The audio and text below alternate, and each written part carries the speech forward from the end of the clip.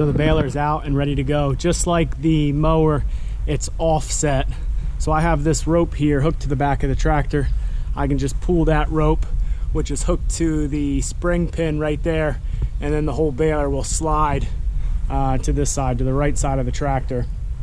And then I'll be able to go around with the windrow on the right side of the tractor, just like this one is here, and pick up the hay that way.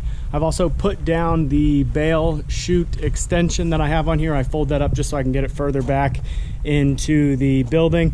I've tightened down the tensioning springs and I've pulled the twine out. Now in the wintertime, I empty the baler out of any hay completely. That way there's no animals making nests in there. There's nothing that starts to rot in there and deteriorate any of the components at all. So I clean everything out, like I said, at the end of the year. I blow it out, vacuum it out, spray it down, and make sure it's nice and clean for storage in the wintertime. It's about 3 o'clock now. I raked and then let the hay sit for a little bit. It's kind of been mostly cloudy today. The sun peeks in and out a little bit here and there, so I just wanted to give the hay a little extra opportunity to dry a little bit more. So I'm gonna go ahead. I got 2 windrows just here in this small field, and then I'll go down to the other field. And I did what I normally would do down there. I just raked 2 widths of the rake together in on each other. So I've got a handful of windrows down there, so I'll get a little bit of footage when I'm baling down there.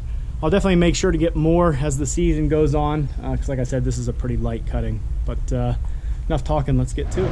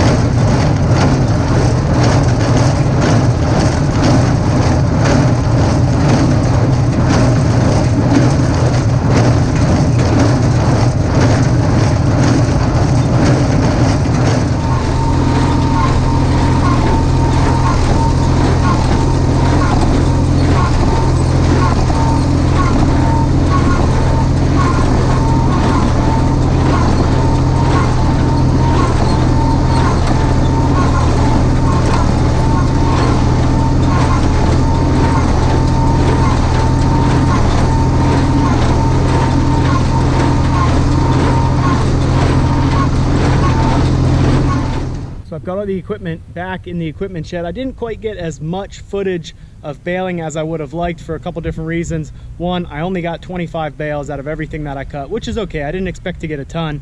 But as I was running around baling, I checked the moisture on a bunch of the bales, and everything was right around, you know, anywhere between 18 and 22%. And when you're doing small square bales like this, really the maximum moisture content should be right around 18%. Anything above that, there can be molding issues. If it's too wet and it molds, it can start to heat up and actually cause a fire. That's how, you know, some barn fires in the past have started, just because of the heating of hay when they start to get moldy. So I was less than thrilled with that, but it's supposed to rain and thunderstorm the next few days. The humidity today is super high, kind of like what you might expect it to be in late August or even July in this area of the country. So kind of to be expected that it wasn't going to be super dry. Yesterday was really, really nice though, so I was kind of hoping that helped out a little bit. But as I mentioned earlier, it didn't really get nice today till afternoon. This morning, it was just really foggy, kind of misty almost.